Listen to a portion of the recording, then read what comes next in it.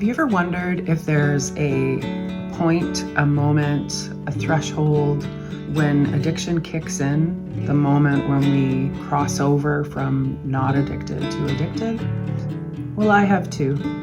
And I did some digging to find the real answers. So if you're interested, stick around.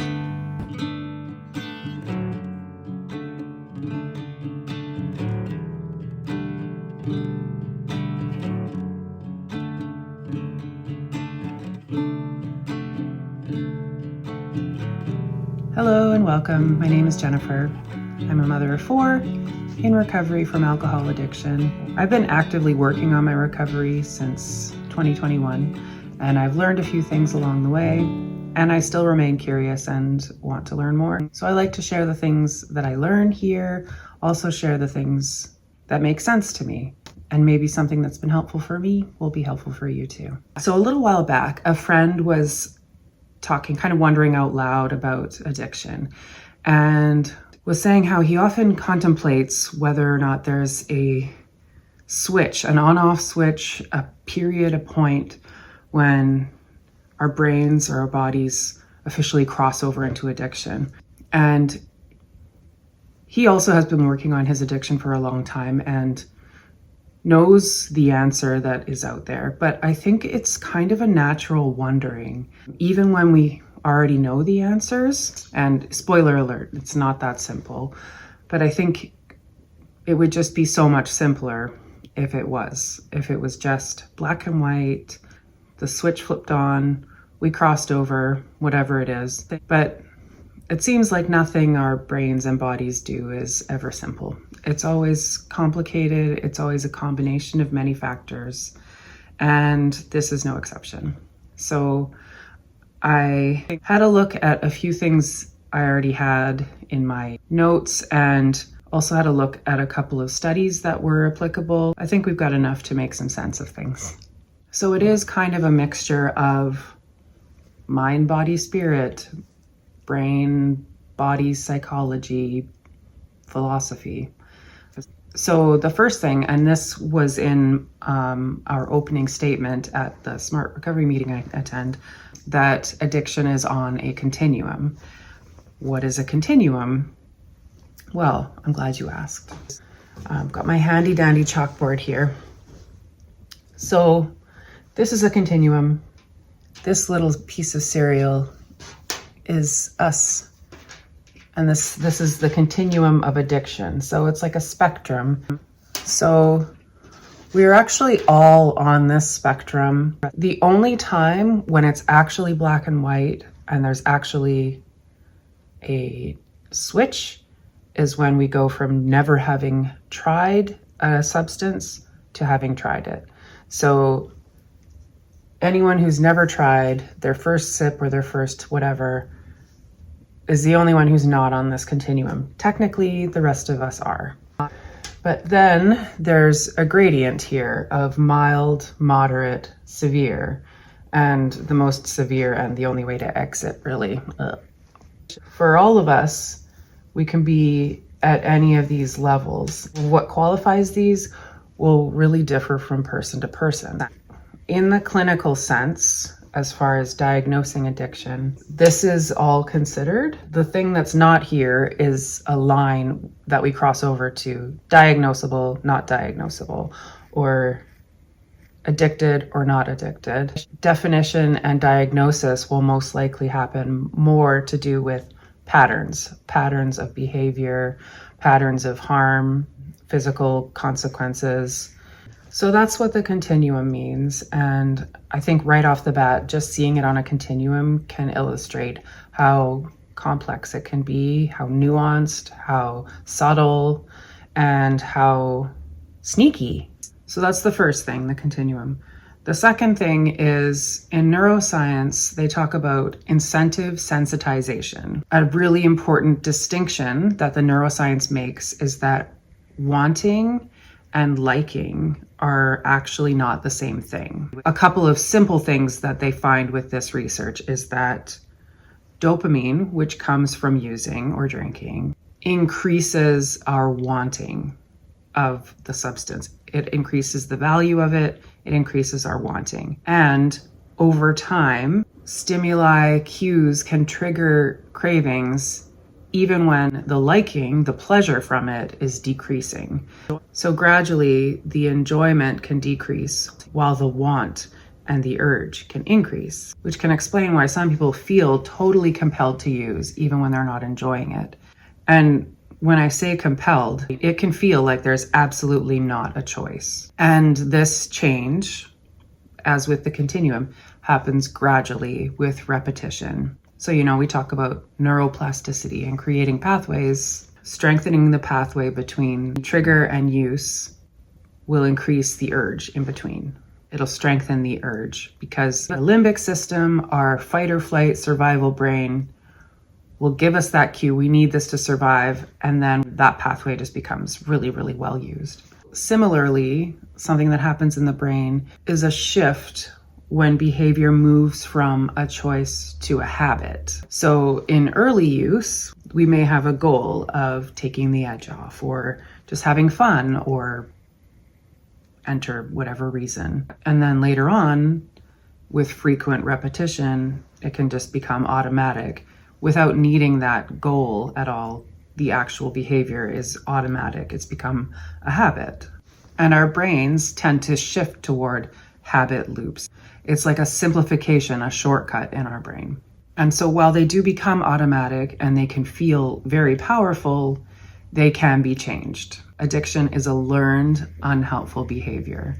And so things that are learned can be unlearned. And so as we're moving away from that kind of goal-directed behavior of taking the edge off, having fun, and moving more in toward habit or patterns and those gradual changes, simultaneously, our brain's stress systems can become louder.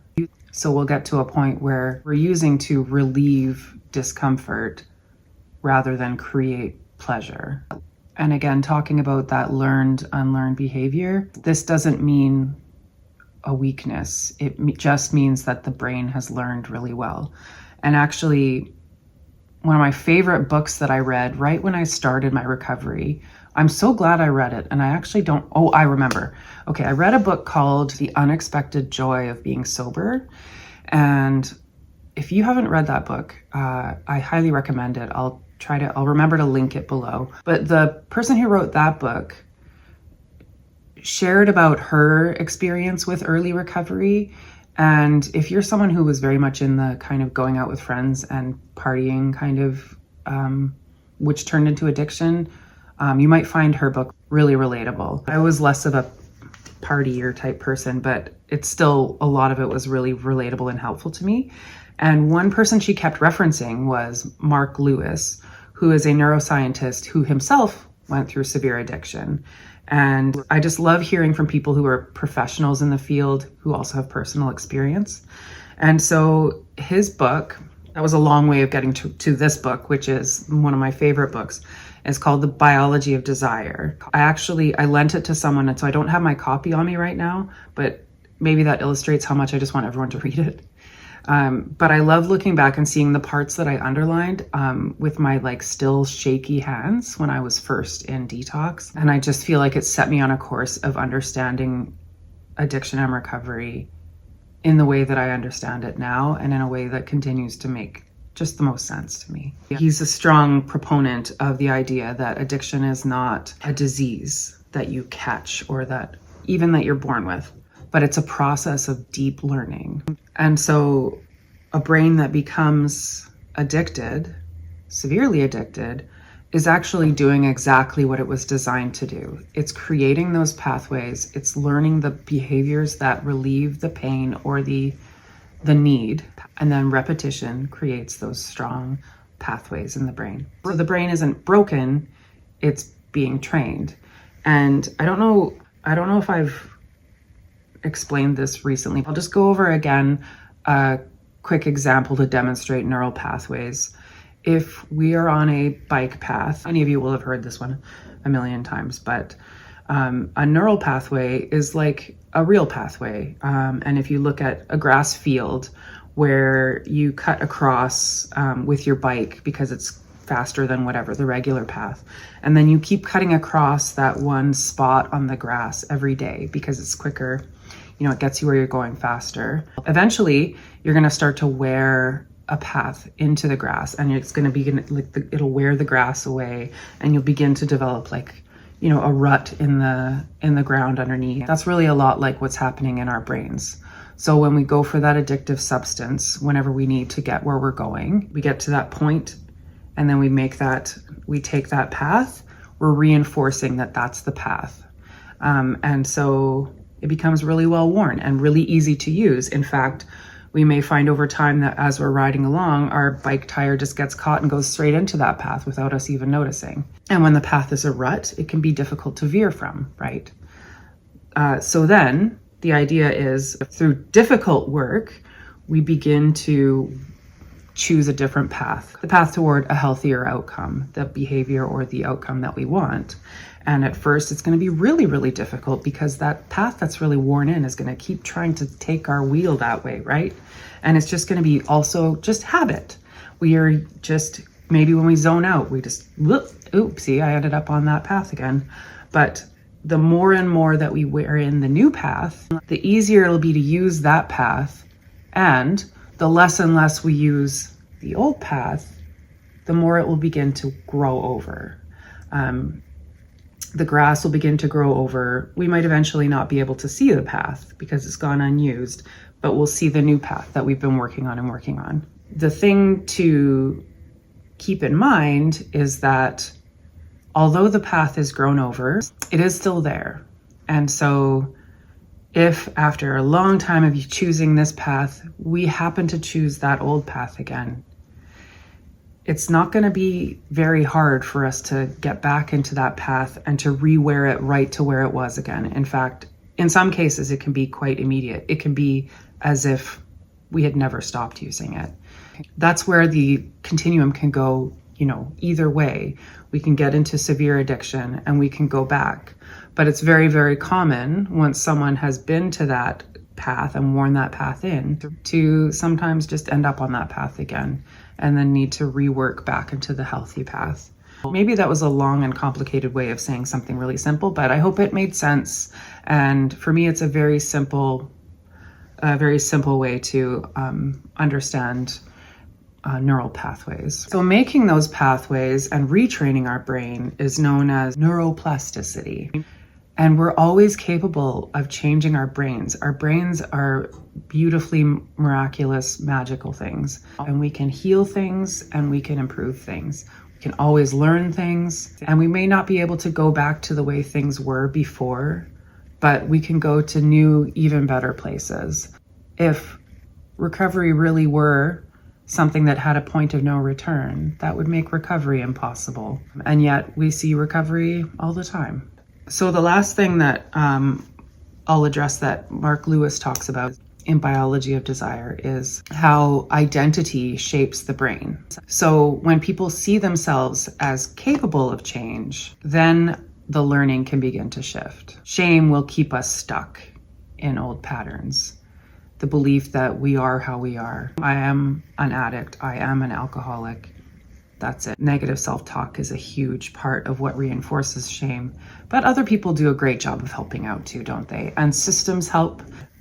Oopsie, my phone died. Well, it got too full. Get on with it, Jennifer. So finding hope and finding meaning and purpose are a huge part of recovery, and they're actually part of the science of recovery. So I hope that with that little bit of information, if someone out there is feeling a little hopeless or even feeling like all the self-talk, floofy therapy stuff is too unserious, it is serious and it does change our brains and it does support new pathways, new outcomes for us. So hang on to that. So is there a threshold? In a way, in a complex way, there's no single biological line, and there are zones of increasing difficulty on the continuum. We get from mild to moderate to severe, and the difficulty will increase with that, but that doesn't mean it will be impossible. Earlier change, earlier intervention is easier, but later change is not impossible either. And so no matter how long you may have waited to make this change, to feel that you can or need to or want to, it's never too late, and there is a way. So I just wanted to briefly touch at the end here on the allergy theory of addiction, because I know that that's in the big book of Alcoholics Anonymous. I remember being shown a chart of how there's a moment when acetyl, I think it's like acetyl alcohol, actually begins to convert to acetylaldehyde in our system.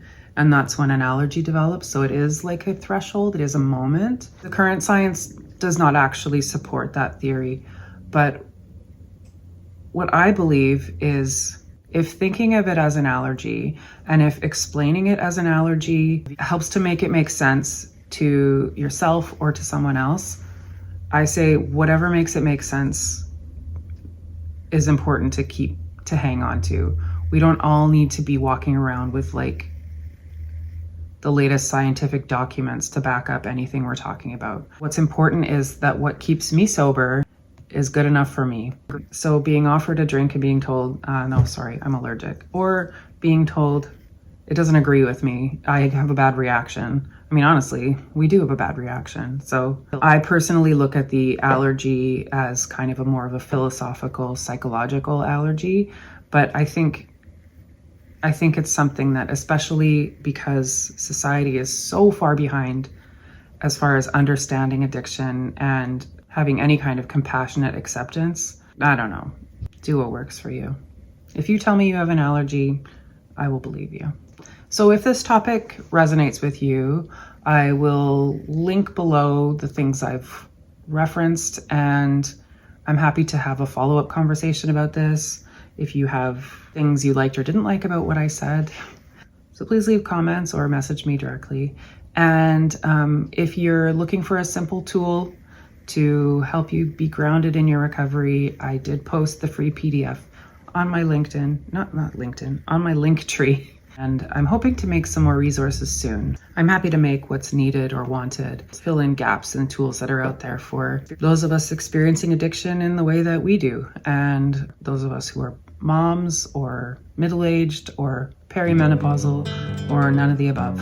I think the more tools we have available, the better. Wherever you are on the continuum, on the path, I hope you'll stay hopeful and stay safe.